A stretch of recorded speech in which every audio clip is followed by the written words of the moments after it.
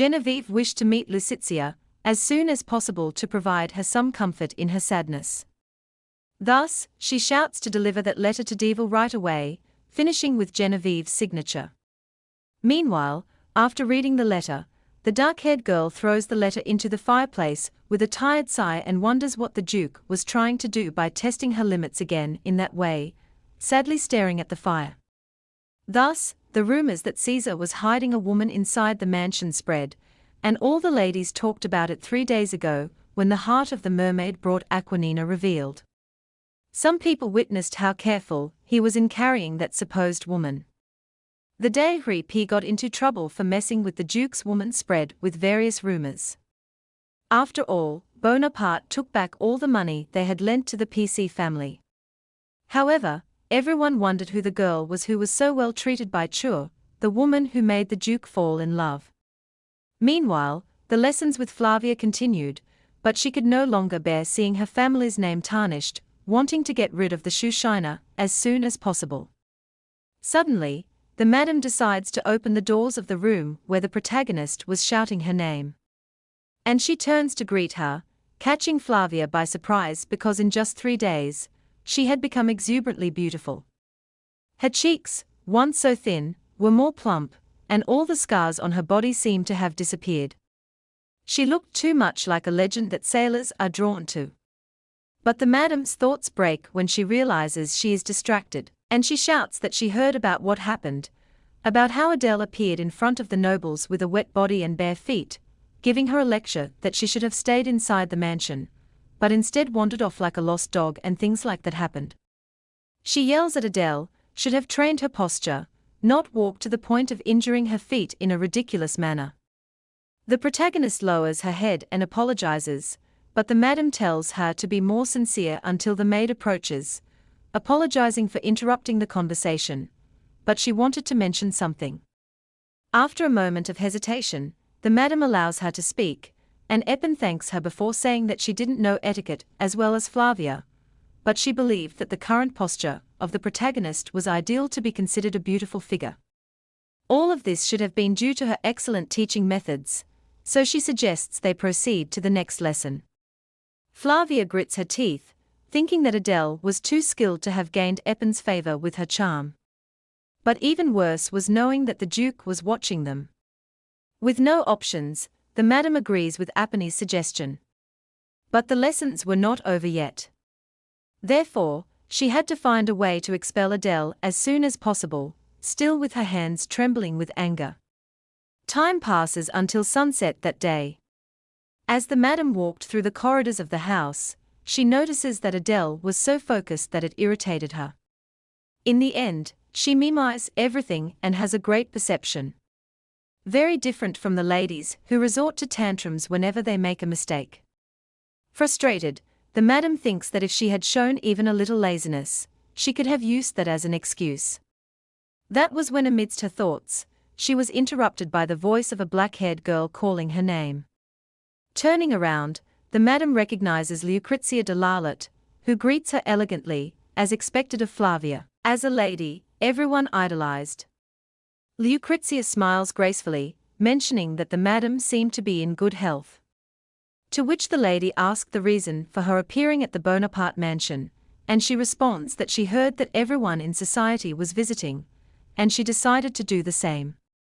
Seeing how busy they were, it seemed like a big banquet was being held for Oronina. And the madam agrees that was the case. The Duke had a deep connection with Oronina, and now they even helped the new emperor ascend to the throne until Litzia touches her face asking how Chair has been these days, as she hadn't seen him for a while due to the self-reflection order. But there shouldn't be anything else happening now, which makes the madam notice that she heard the rumors, certainly being worried about all this, as it would be revealed anyway. Flavia believed it would be better to mention that she was actually just the Duke's younger sister. So the madam begins to say that the girl was the Duke's sister, but hesitates when something catches her attention, making her fall silent, staring at Lucretia, who is confused by the sudden silence, and she asks if she had asked something too sensitive to answer, and she reflects that thinking better. The person who would expel and pursue the protagonist didn't need to be herself. Smiling darkly as she realizes this, she stares at Lucrezia. The madam had previously received a warning from Chur, so she didn't know what could happen if this repeated. However, what would happen if the person intervening was Lucrezia herself? Even though she might be an elegant and impeccable young lady, if she were as naive as she seemed, she would never have been able to monopolize the position of Chase's betrothed. Thus, Flavia asks her to listen carefully to what she's about to say, revealing that the woman in the rumors was a direct blood relative of Bonaparte. And Lucrezia, realizing that Katerina and Rohan had another daughter, relieved because she understood everything wrong. But the madam corrects her, saying it was not a misunderstanding, which catches her by surprise. That's because Adelaide was a member of Bonaparte and Chase's younger sister. But that was what they were telling the public, as in reality she could even be any random street dweller, so they could question the truth with Rowan and Katerina, which makes them think that if Lucrezia was as smart as she seemed, she would understand what she was saying. After thinking for a bit, Lucrezia thanks her for sharing her insights, giving a darker smile. After all, she always provided a guide on where to go. On another day, during her meal, Eponine suggested that the protagonist take a walk, as it was a noble activity, and the Duke certainly wouldn't forbid it. The guests were planning to take a walk in the garden of Lauren, so it would be better to head to the water garden.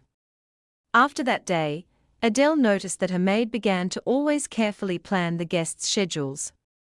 She tells her that in the water garden there was a large installed fountain.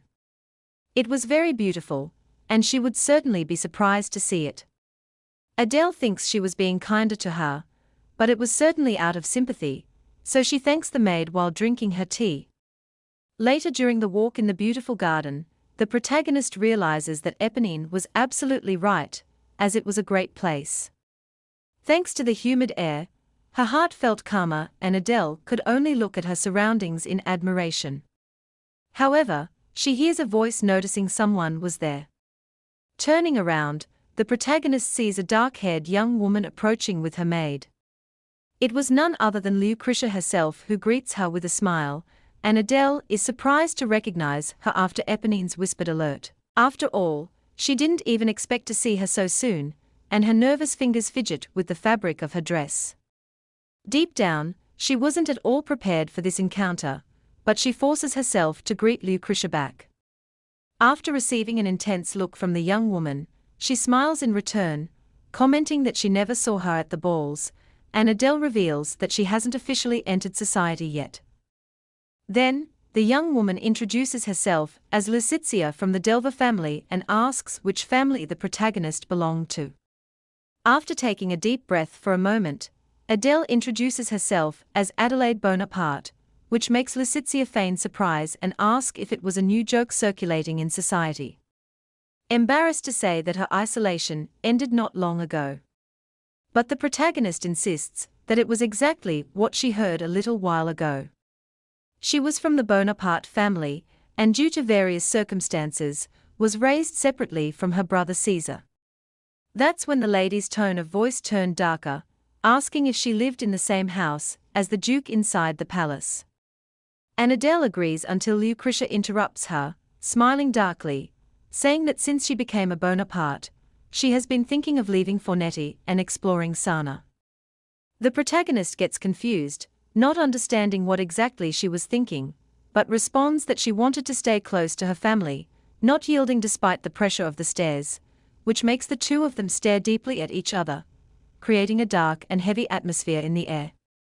Adele feels that beautiful people are indeed impressively difficult to read.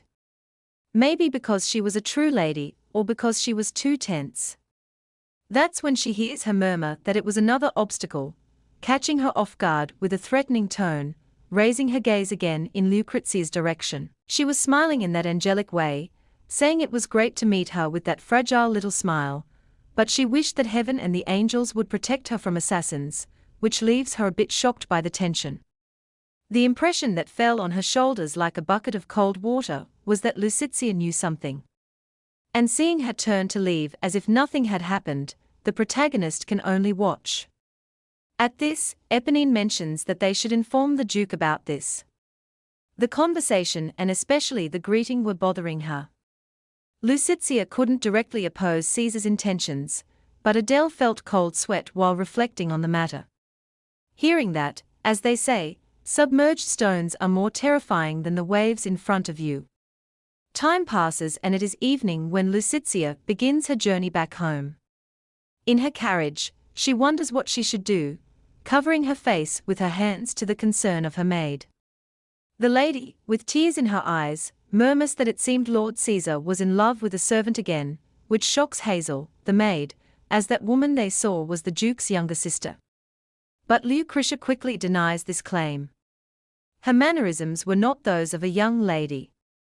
To call someone like that a sister only made Lucretia regret liking the Duke. Her voice trembles as she says that if that woman didn't seduce Caesar, then he must be planning to marry her. Still crying in the carriage, Hazel says that if this is true, she shouldn't be crying like this as they should act before Adele steals the Duke. Otherwise, she will become Adele. The maid says they should get rid of that girl. To which Lucretia asks how they would do that, hearing that they should fight. Still pretending to be a good girl, she denies this as she didn't want to hurt others, and now she was scared of what would come in the future, which worries the maid who raises her voice, shouting that there was no need to worry, as she would help her lady, who was so fragile and sweet.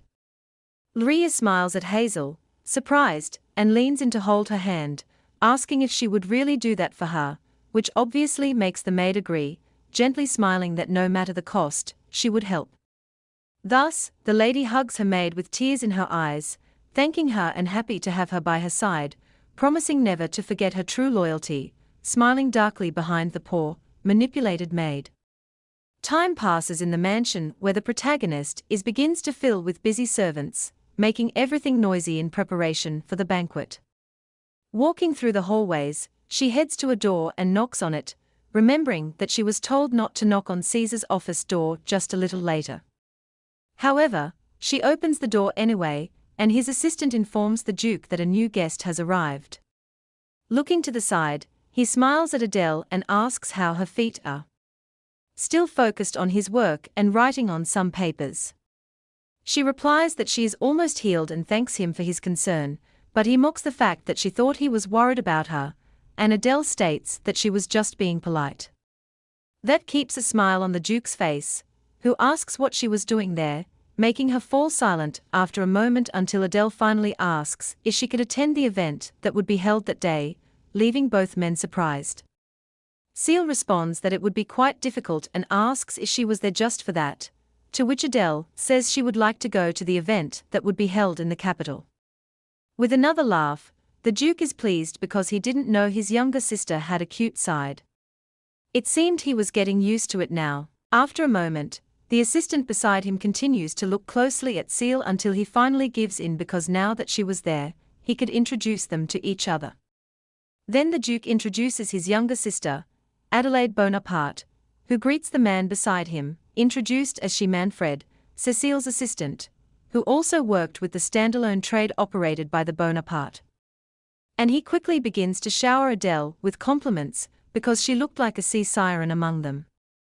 With a sigh, Cecil says that his family was growing.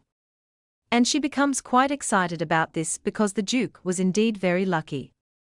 While they were talking, the assistant soon gives him a warning because the Duke should have looked at the document very carefully. As time passed, Adele thinks she was enduring it. But ever since she met Cecile, it felt like a piece of her mind was being cut layer by layer with a delicate knife, even though she had decided to forget that day. The shoes that stepped on her feet and the words that previously pierced her heart. A little later, Cecile asks if the protagonist met Lucretia, because he also heard that she received an interesting warning. Hesitating, Adele agrees that she believed she had received a warning, and the Duke agrees that it was probably the case. Originally, Eponine was more familiar with social environments rather than cleaning shoes on the street corner, which was fascinating, making Seal wonder where they learned that. And just so she would know, he would have a branchier accompany Adele after the banquet was over. After the protagonist agrees, the Duke orders her to leave because he needed to continue working. With that, she bows and leaves the room. To which she says that if the branch here arrives after 2 days, it should mean that there would be no one to protect her while she attends Lucrea's banquet, which worries him if she could be fine during that time. After a moment, Cecile responds that he didn't think anything could happen inside the Bonaparte mansion. Instead, he should be preparing in the kitchen with something quite old, which makes the assistant agree after hesitating for a moment. Now again, she felt he should be working on something that didn't seem quite right, which made him break out in a cold sweat. Much later, as expected, Flavia Lourdes attended the banquet. She had been called by Duke Cecil again recently. People at the banquet wonder if by any chance they were trying to bring her back to the central social again. It was better to build a connection with her in advance.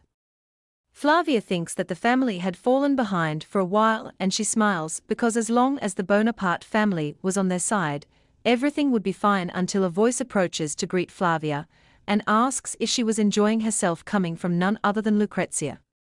The two approach and talk, smiling, with Lucrezia commenting that the decoration was indeed beautiful and the Duke had good taste for it. That's why Lucrezia wanted to ask Flavia if it was okay to talk about the existence that should be removed from the Bonaparte family. Stammering, Flavia looks away, responding that she had nothing more to say on the matter, suggesting she handle it on her own now.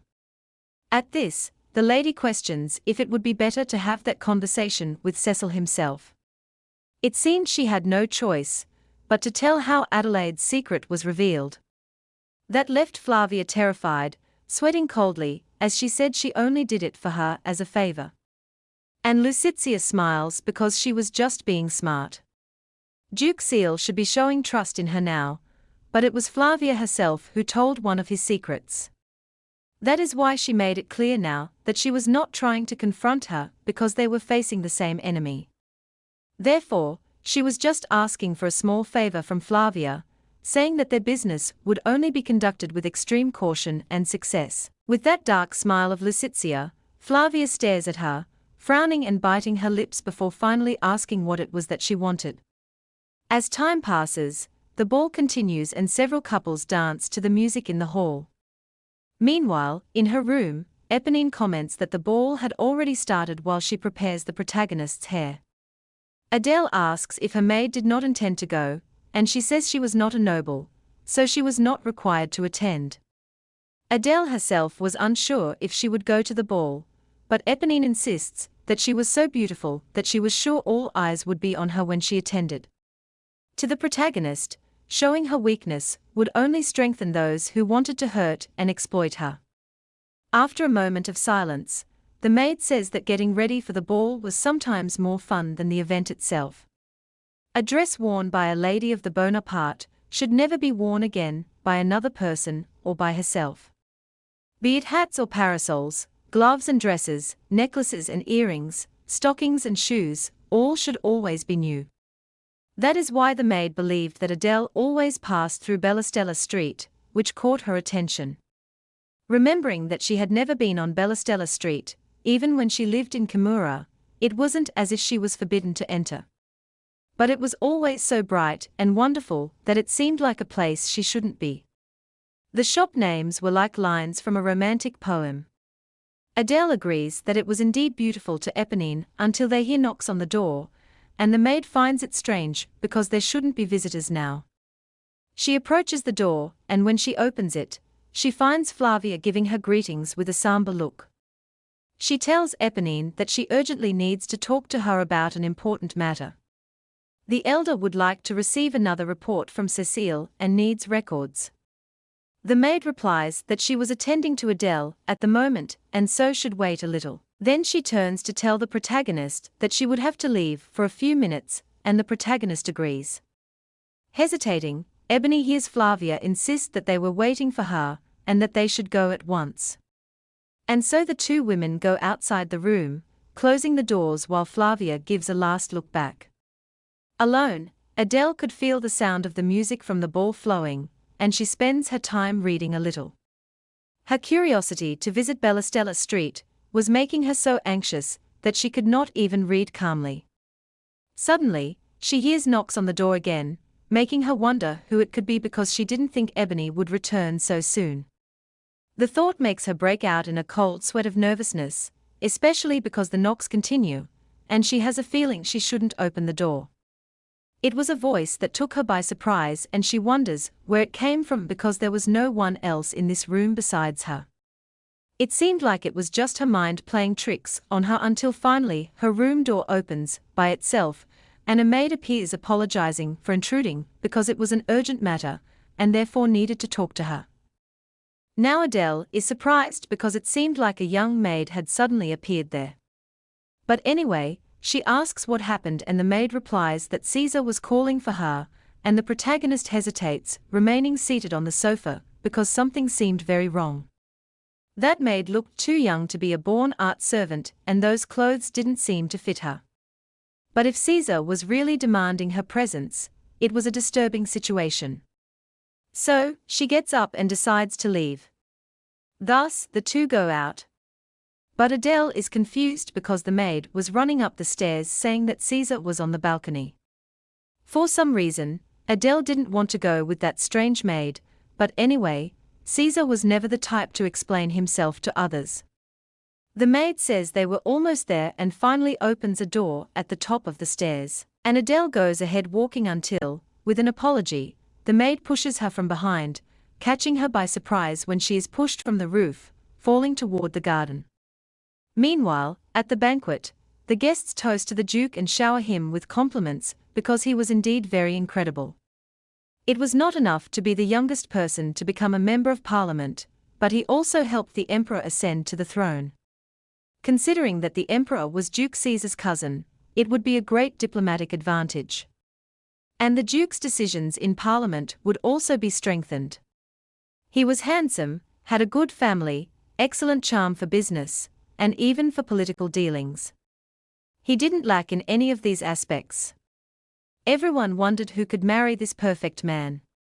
Could he really marry Lucitia de Val? A little later, Caesar excused himself and went out to the balcony to sit down and smoke a cigar. He felt much more at ease now, but when he looked up at the ceiling, he noticed the initials CA, making him realize that something must be happening on the roof.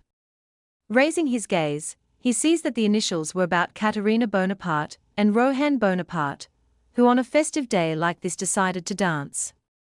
They placed her in the most beautiful chair in the hall, gave her a biscuit, and for long hours he could only see the two of them in their own world.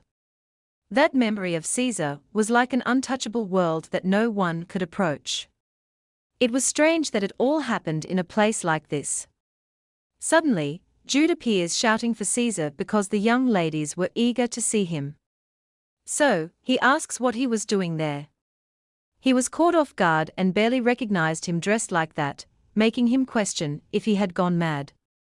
And as Jude touched his own hair to show off, the Duke gets irritated and tells him to leave right away. But he says he was pondering something while wandering around and mentions the saying that the commandment was a lamp, the law a light, and the rebukes of correction were the way of life, a reference to a biblical proverb, making it clear to the Duke that Jude had chosen the clothes and even questioned if he was poor.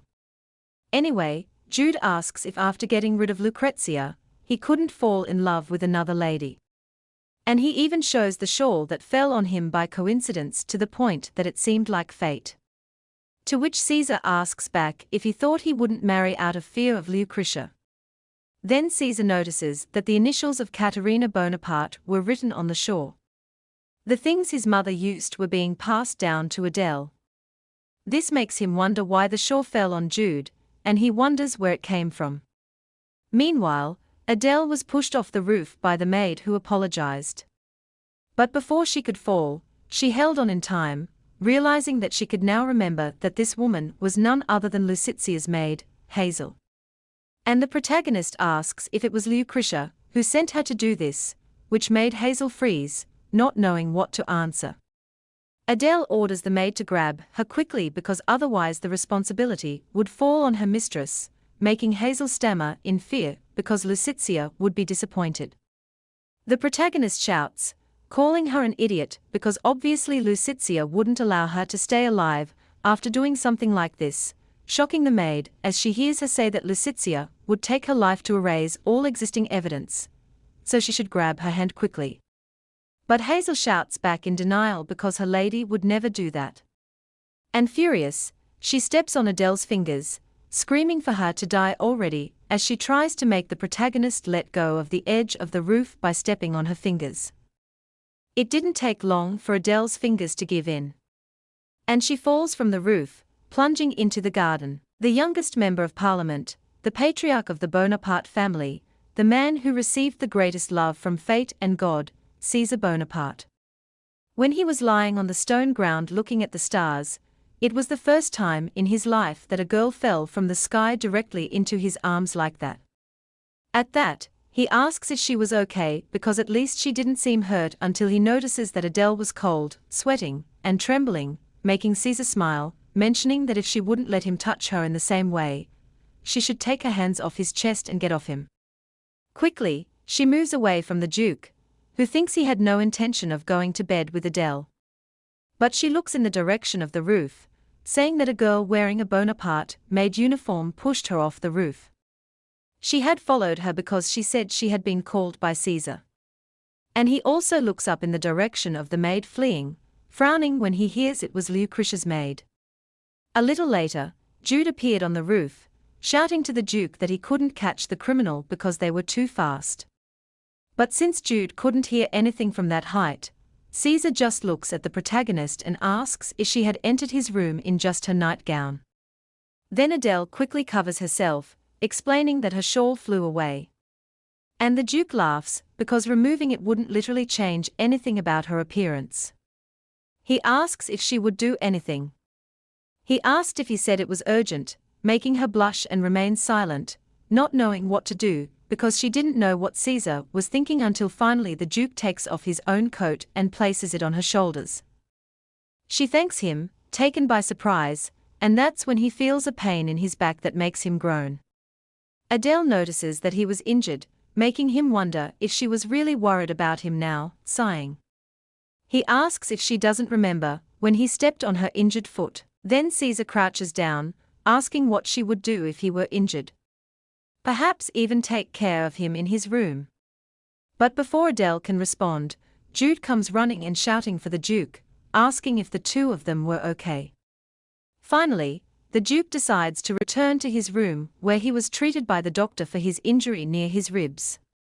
The doctor says that luckily, the internal injuries don't seem severe, but physical exercise is prohibited for some time. Moreover, while recovering, he should stop smoking, which makes the Duke laugh while puffing on his cigar. The doctor explains that starting the next day, he should take steam baths, so someone should be sent to help him. Caesar agrees as long as they just send the medicines, which leaves the doctor surprised, but agreeing nonetheless a little later. Meanwhile, Adele thinks that since Caesar often does this kind of thing, there wasn't much choice but to follow the maid, even though she found it suspicious. Suddenly, Eponine appears, running and shouting, worried because Adele wasn't in her room. And the Duke takes the opportunity to demand an explanation. After a long intense silence, the maid bows, apologizing because it was her fault after being a little surprised by receiving a call that the Duke had requested another report. But since it was Flavia's words, she came to believe it and Caesar says there was no reason to doubt it. That's when Gigi appears, saying that as ordered, he sent the knights to arrest Flavia Lourdes and also detain anyone who tries to leave. At this, he asks if G was involved as well, and the assistant agrees that it was indeed the case. After exhaling the smoke from his cigar, the Duke says they would send him to Flavia. But for now, they should bring Lucitia immediately. Sometime later, knocks are heard at the door, and it's Gigi returning, which confuses Adele because suddenly he decided to knock when he had barged in earlier, which confuses her because it was made clear that it was forbidden to knock when entering Caesar's room.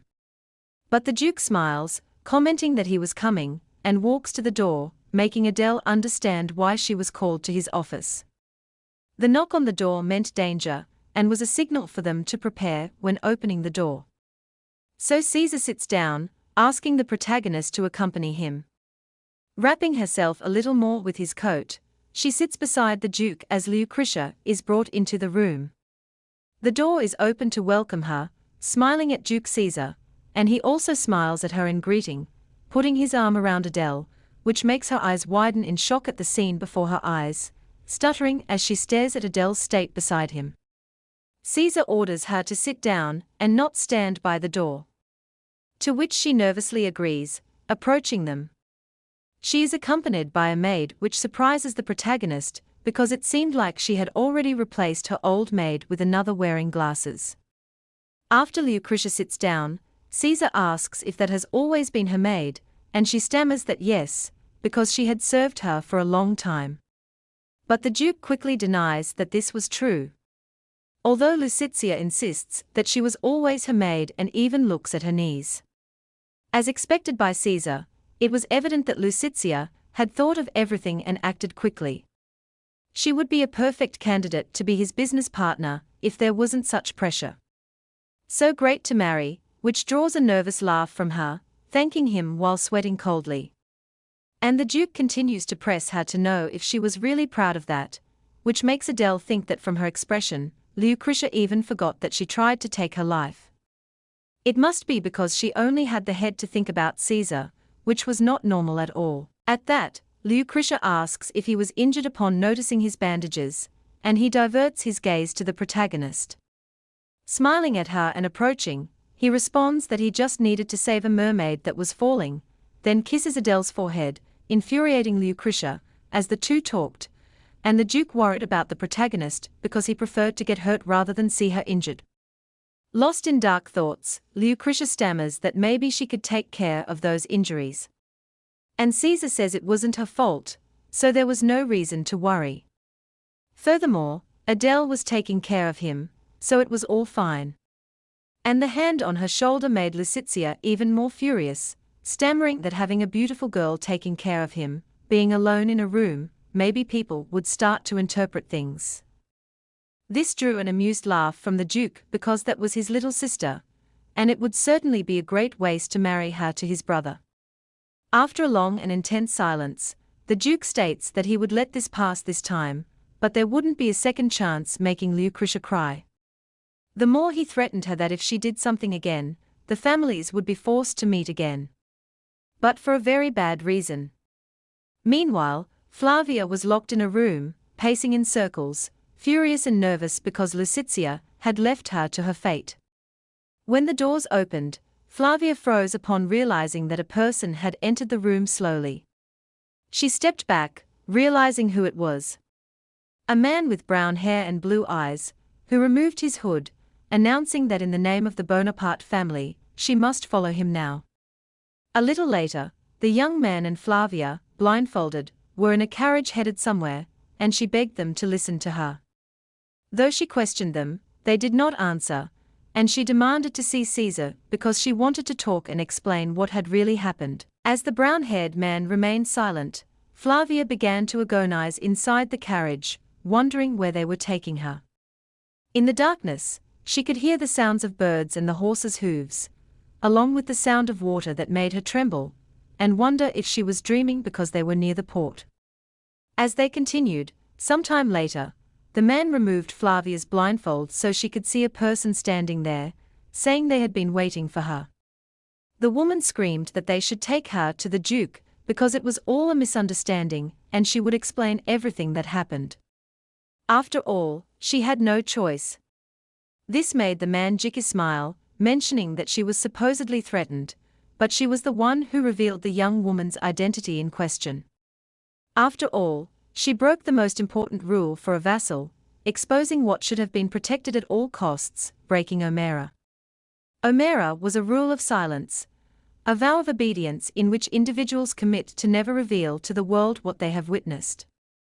This was a bond formed between the nobility's members. Anyone who violated this rule should be properly punished. Flavia pleads that she did nothing. She only gave a hint. Anjitya laughs, guessing she must have given a very detailed hint, but that had nothing to do with him because they were just following the process. So he points to the docked ship beside them, one built in the year 840. The provisions aboard included flour, hard bread, sugar, biscuits, and many others. There were also hygiene and personal use products like candles and soap. Therefore, with all these supplies, Flavia could go alone to Zurich, which left her shocked because this was a place farther from Sandner. Taking a trip alone in an old ship like this, even a small wave could be enough to capsize it. Jiki explains that if she can return safe and sound, Caesar would take her back, because it was the sea goddess's will, and he would forgive her. The blessings wouldn't reach a ship that doesn't even have a statue of the goddess on its prow, making Flavia dizzy because all that awaited her was a real death. Anyway, Jiki tells Edgar, the man holding her, that the explanation is over and now they could proceed. Crying, Flavia continues to beg, asking for just one more opportunity, just this time to speak with the Duke. But ignoring her, Edgar pushes her against the ship and Jiki waves, wishing her a good journey, advising her to be careful of the sea goddess's tricks. Despite this, she shouts that she did all this just for the sake of the ball. She did all this for the good of the Bonaparte family. But her words reached no one, and she sails away on the ship. Meanwhile, Adele was in her bath with Eponine, who commented that she was very lucky, because there were indeed no injuries on her body. The protagonist asks if the mate who pushed her was found, making Eponine fall silent before saying she was found in a nearby sewer. It was difficult to identify her at first due to the face that was smashed, and she had the same hair color that Adele had mentioned before. They took off her clothes, maybe with the intention of destroying the evidence. She had several wounds caused by a sharp weapon in the same places where Adele was injured. This made the protagonist shrink in the bath, realizing this was how things had ended.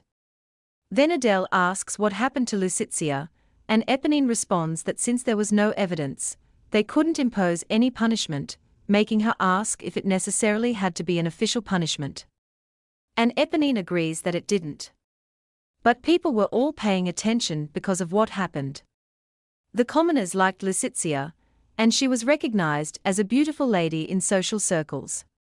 She was also a scholar and lent her skills to many families. If something happened to her, the public would be greatly affected. Eponine mentions that she was aware Adele was sad and upset, and the protagonist responds that she understands the situation. Then the maid mentions that there was also good news because from that day on they wouldn't have classes for a while. The Duke had ordered a review of the content they were teaching so she could rest for some time. Then Adele asks what happened to Flavia, and again Eponine falls silent before changing the subject. She mentions that the Duke was looking for a new etiquette teacher, and the plan would be postponed because he was busy with work, resuming the lessons when he returned to Orkanina. The protagonist falls silent and thinks for a moment, realizing they had apparently dealt with Flavia as well. Then Eponine asks if she would like to put on her outfit to go out, because apparently she will be taking care of Caesar. This catches Adele completely by surprise, not understanding what she meant by taking care of her brother. And shortly after, there she was in Caesar's room, smiling as he saw that his sister had indeed arrived, carrying his medicine in her hands. She approaches slowly and widens her eyes, as she sees the Duke sitting, noticing his broad shoulders, and a waist that curved beautifully. Various scars scattered across his muscles added a dangerous narrative. And above the waistline of his trousers, a small mole on the left side of his lower back. Caesar smiles and teases her because it took quite some time to admire him again, making Adele surprised and wonder if he had gone mad. She stammers and the Duke smiles, saying he was aware he was dazzling. But she didn't need to be so stunned to see something magnificent like that. This makes the protagonist shout that none of this was going to happen, and he ignores her, as he lies on his stomach, saying she had to help with his treatment. Looking away, Adele asks why he trusted his treatment to her, who had no experience, and the Duke responds that Jiki would make too much noise and Eponine would only annoy him. Besides, he was hurt because of her and she should take responsibility. After being silent for a moment, Adele comments that she would start by cutting the bandages and approaches with the scissors to begin the work. While taking care of the bandages, she wipes her own sweat, wondering why she feels so nervous, like she was trapped in a room with a predator. She continues saying she would apply the medicine. Noticing that the bruise was larger than expected. Touching his back with the medicine up to the side of his chest, Chae-sure feels the path her fingers take on his skin until Adele says she couldn't reach the part of the bruise on the front of his chest and asks him to tilt his body a bit, but he refuses. Even though she asks him to do just a little, so she asks if she could get on the bed for a moment. This makes him smile and agree. So Adele thanks him and asks for permission, climbing on his back to try to reach the other side of the wound. Suddenly, the Duke says she shouldn't play games with him and pushes her onto the bed, knocking over the medicine and holding her wrists. On the day Adele fell from the roof, no one asked how she was. Even so, while everyone else paid attention to someone else, she never showed signs of resentment, only looking at the Duke with sincere concern, which made him think there must be a reason for her being so presumptuous. If it weren't for him, she would certainly have lost her life. And who would care about that? This always bothered him and made him wonder why. The reason why Adele responded to his supposed call dressed like that, pretending to be more concerned for him than herself. Also, the fact that he gave in to his protective instincts and covered her small shoulders with his coat. All of this he only understood the next day. Otherwise, Adele wouldn't have cared for the man who stepped on her feet sometime earlier. And although the protagonist calls him brother, he orders her to call him Chur. Not liking it when she called him that while they were in bed. She insists that she didn't know why he was doing this, making him laugh as he tells her to stop with that game. After all, he was a man and she was a woman. When he looked at her, he found her charming and being foolish also made her beautiful. That's why he would treat her in the best way possible, and ask her to simply pretend she doesn't know what's happening now. Many women had passed through Tessa's life to the point where he had grown tired of all of them. There were many of them, countless. And for that reason, it wasn't necessary for his sister to become like that. But in the end, that's what happened. And there they were. With Chae believing he had made a good choice by accepting Adele, he decided he would pretend to take the firstborn son of Bonaparte. It was certain that there would be a strange life ahead. That's why Chaser says she could stop lying now, leaning closer, as he said he would do whatever she wanted, and orders her to open her mouth. For a moment, he wonders what would happen next, but the Duke decides he would deal with it later. He would focus on what was in front of him. It was too magnificent for Chae to waste his time thinking about anything else now. Until, to the Duke's complete shock, Adele raised the scissors against his neck, keeping him at bay with a look of disgust, which made him laugh, thinking she was crazy. But it amused him even more as he looked at the protagonist. He asks why she was holding that, perhaps intending to cut his throat, and Adele replies that she would if necessary. He questions if it was really necessary, to which Adele insists if he knew who she was. And soon the Duke realizes she was serious. Still smiling, he pushes her wrist holding the scissors onto the bed, pinning her hands above her head. It seemed too easy to disarm her using just physical strength. It was foolish to him. While Adele accuses him of being a pervert, Chae felt he was going insane. He couldn't believe she was so presumptuous to this point, and he didn't remember enduring such a situation until he finally pulls away from her, asking if she hated him. After a moment of silence, Adele denies it. But neither does she like him, which makes his smile tense, laughing as he realizes they shouldn't be there. He gets off of her and asks for a moment because he had to do something. Sitting with his back to Adele on the floor, he wonders what he should do now because he no longer intended to give Adele to the Devil family. Sometime later at the Parliament meeting, a man mentions that a few days ago he heard that all the envoys to Orkanina had returned and were grateful for the hospitality. With that, the man thanks Chur, who smiles in response because it was just part of his duty to do so. However, the man says he had heard that he called Lucitia to his office during the last banquet, and hoped to hear good news. The Duke falls silent at this, replying that it wasn't for the reason he was thinking, but rather that he just had something to tell her. He insists on knowing what it was about, and Chaesaya reveals that it was about his younger sister whom their parents had after abandoning the family. This shocked everyone at the meeting table upon discovering that there was a younger sister now. And the Duke smiles because it seemed there were many questions to be asked, but the identity of his sister would be revealed at a debutante banquet that would take place in a few months, after which he assumed he could meet the son of Devil around him. And the men ask what this meant until he makes it clear that he intended to marry his sister into the Devil family. He couldn't monopolize his sister, who was so young and full of energy, catching Luca di Valia by surprise. Chaesaya stares at Luca, who should be the head of the family, so Lucrezia wouldn't have to marry the prodigal son of Bonaparte. They could only negotiate that way.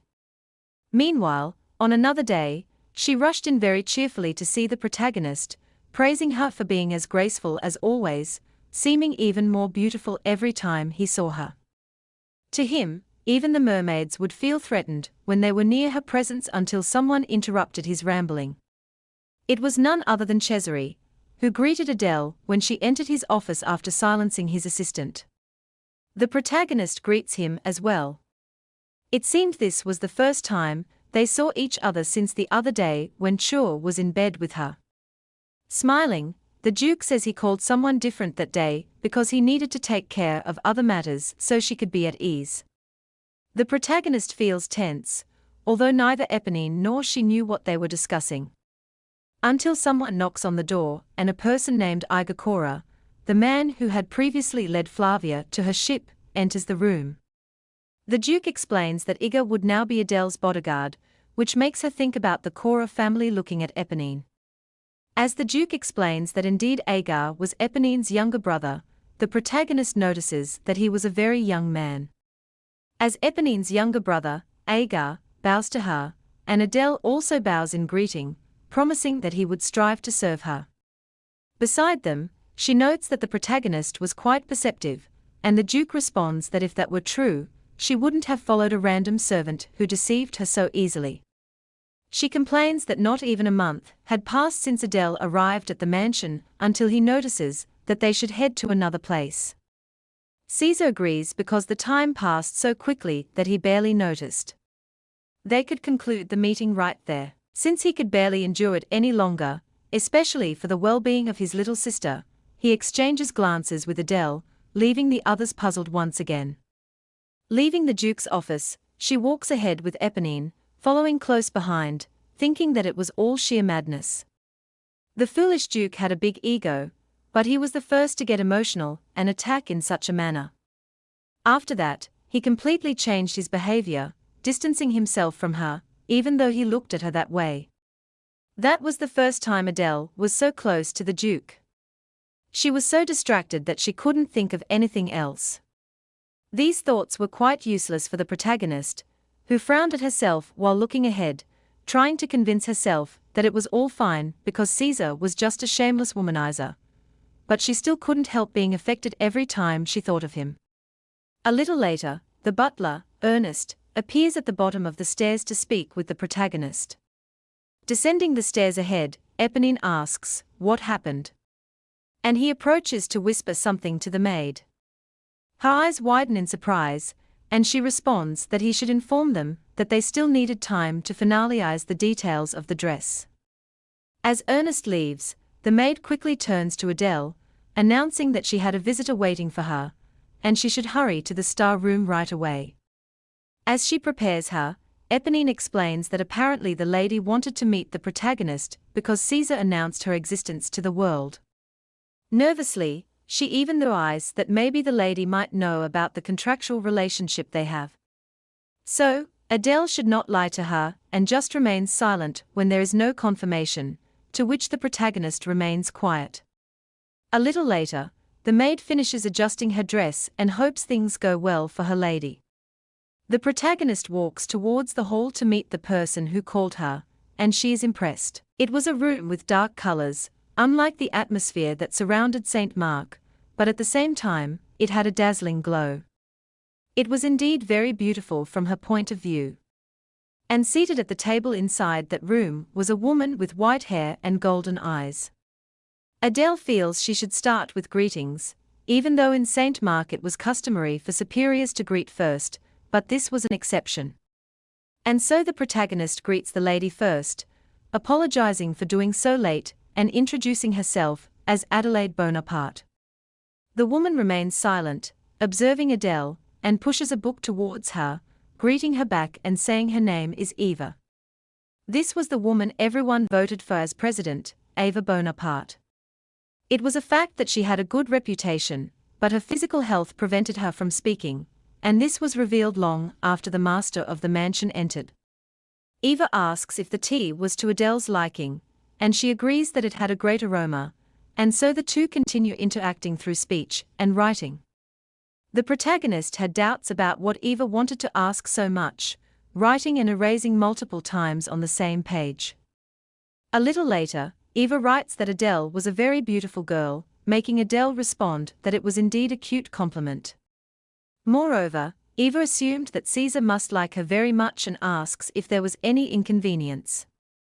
In response, Adele says she has been well cared for, and in good hands thanks to the actions of her good brother. Eva asks if the boy treated her well and how he treated her, which made her look away, not knowing how to answer because the foolish Duke was attracted to her.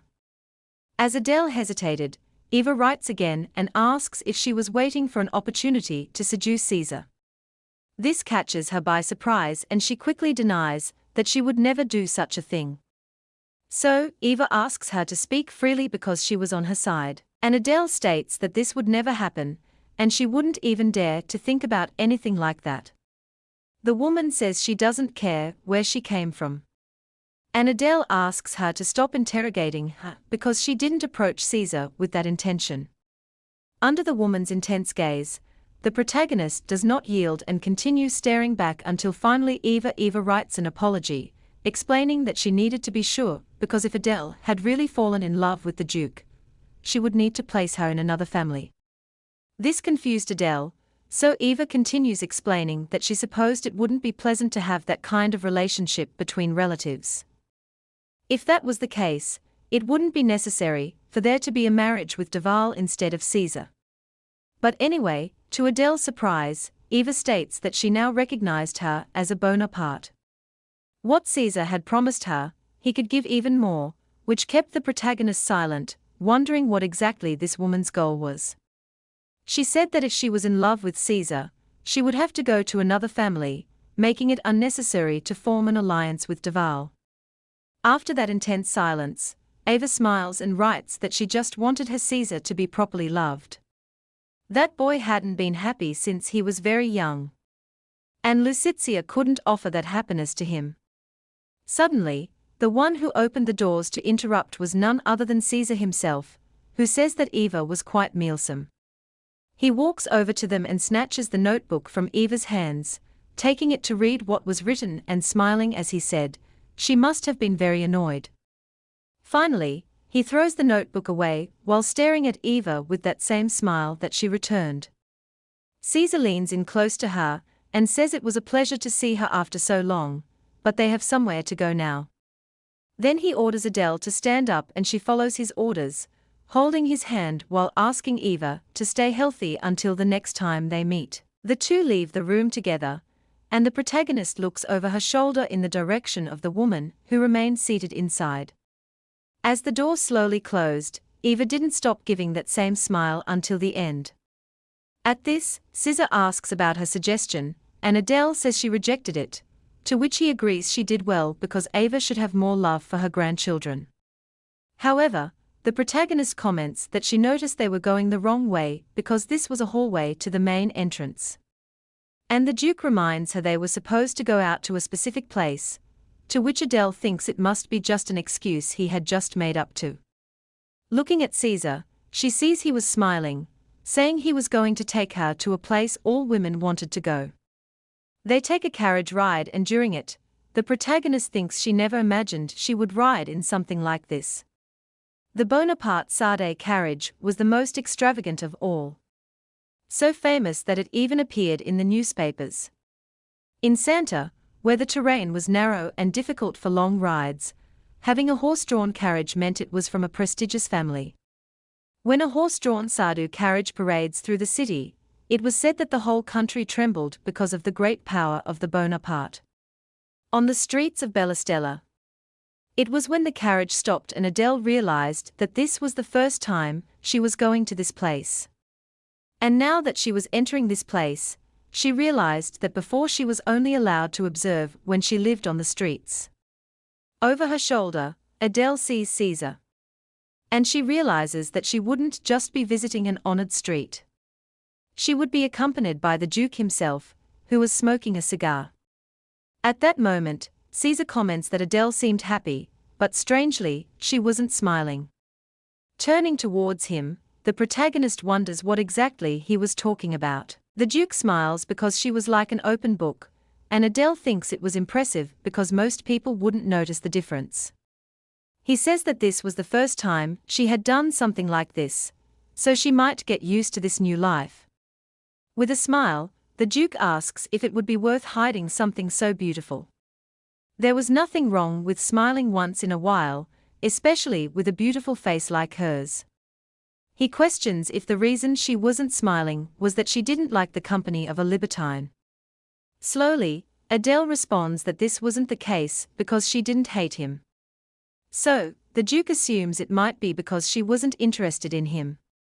Catching her by surprise again, she wonders why he had been behaving this way in the past few days. After all, she should be his younger sister. So, she repeats that several times mentally to herself. Smiling, she replies that she was very interested. To which Caesar mentions that it must be hard to have a job.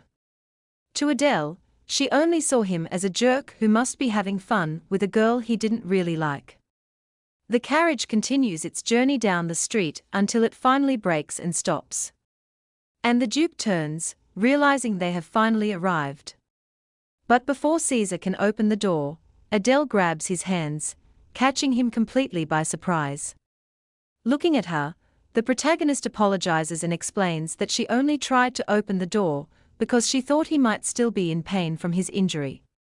It would be bad if he moved too much again. So, she looks away, saying that wasn't what she was thinking at all.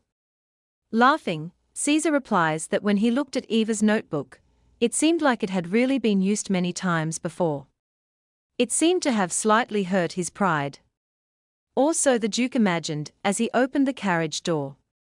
And as shouts that the Blue Star had arrived spread through Devil Street, everyone was told to stay in their places. People ran, shouting for everyone to quickly clean up the front counters to make everything perfect. Everyone wanted Caesar to pass by their shops and wanted to make sure he got to see the promotions of the last month. Wondering what kind of girl he was accompanying this time. Meanwhile, Caesar guided Adele by the hand into the shops and the staff received them nervously. The Duke smiled and greeted them, explaining that he was there to buy some jewelry for his younger sister. But the pieces on display now seemed a bit too generic to be worthy of a Bonaparte. So, he asked if they could remove all of them, and the staff followed his words accordingly. They then displayed other pieces, one of which was a 15-carat high-quality diamond ring that was flawless and colorless. Then there was also a cushion-cut necklace with a 9-carat ruby from Muok. It was skillfully cut in a rose shape and featured a vivid color close to the ruby's brilliance, made by a high-prestige artisan family. There was also a 10-carat emerald pendant, a rare item with a beautiful velvet texture. The shop owner, Lisa Zenati, explains that all of these were the best high-end products selected by Bottega di Vezio. Despite saying these things, Lisa was mentally wondering what they were thinking now because these were her shop's secret weapons. In silence, Adele picked up one of the pieces with her fingers to look at it, and Lisa grew worried because her lack of reaction seemed to suggest they at least had some decent pieces. Beside her, Caesar asks what they should do because his sister didn't seem impressed at all, especially since her jewelry box was already full of similar things. Sighing, Adele replies that it wasn't that, it was just that all the pieces were beautiful, so she didn't know which one to choose. So, the Duke suggests that they could take all of them, which instantly delighted Lisa, as she received compliments. He insists they show a few more items that would suit his younger sister. And of course, the shop owner eagerly agrees to do so quickly. Mentally, Lisa wondered if Caesar really had a sister, and what was going on because she had never heard of this before. She really didn't know if Adele was a real sister, or if there was something more behind all of this. But the truth was that she was of noble birth. If that weren't the case, there was no explanation for the aura of high class that emanated from Adele, who didn't even react to seeing the jewelry that would drive most women crazy. Lisa wondered what she should recommend to make this young lady react with that sharp look. While searching for new pieces, she widened her eyes and said that it might not be as valuable as the other jewels, but she thought those pearls could suit Adele very well, rotating a pair of earrings for display. Caesar agreed that they looked lovely and stepped closer to pick up one of the earrings, asking the protagonist for her opinion on them. She kept the same reaction as she told him that she hadn't pierced her ears yet, which surprised the shop owner. Because most girls have their ears pierced from a young age, she never considered this possibility. To which the Duke joked that his mother had kept her well preserved. He suggests that Adele could try them on over her ears to see how the earrings would look in combination with her appearance. So Adele brushes her hair away from her ears and lets Caesar place the earring over her earlobe to see how it looks, impressing both the shop owner and Caesar, who agreed that the earrings would look great on her. Lisa was enchanted because Adele had a mysterious aura around her, and she snapped out of her thoughts when the Duke stated they would take the earrings. However, Caesar noticed that Adele still hadn't found anything that particularly pleased her, but the protagonist comments that she actually liked one, and she points to the brooch on the Duke's shoulder, and he says it is a rather common one while removing it from his clothing. The shop owner thinks to herself that it indeed suits the Duke's appearance more, but it is a fairly simple brooch overall. Still, Adele takes the brooch and smiles, saying it matches the color of Caesar's eyes since they are the same color. She smiles and says she likes this one, which delights Lisa even more. While the Duke remains silent, the shop owner looks at the two and thinks that although they had lived apart their whole lives, they didn't even seem to share the same blood. If she were in Caesar's place, she certainly wouldn't be able to leave this person all alone. With a slow smile, the Duke comments that he has often been told that women are scary. Then he asks Lisa to find a similar piece of jewelry and have it made, to which she happily agrees, promising to find one of the highest quality. With that, the Duke decides they can move on to the next shop now. And as they leave, the owner thanks them for their purchase. On the carriage ride back at night, Caesar asks if Adele didn't like the jewelry in the shops, and she replies by asking if there is any woman who doesn't like jewelry. But the Duke was curious to know why she didn't seem very happy with any of it, and she looks away, responding that it's not like she can take them with her when she's gone. At this, Caesar feels that she had a sharp thought. Roughly speaking, the purchases weren't for Adele, the shoeshine girl, but an investment for his younger sister. There was no reason to expect a kiss after giving her jewelry, as was common with other young women. As she looked outside the window, the protagonist saw something that caught her attention, and Caesar asks what happened. She slowly replies that it was nothing. She was just looking at a store called Secretum, one she had only seen from afar before. With a smile, the Duke says that place is a cheap store. The founder's lace she bought that day should have been 3 times more expensive than anything there. Still, the protagonist continues to stare at the shop before slowly responding that she understands and thanks her brother.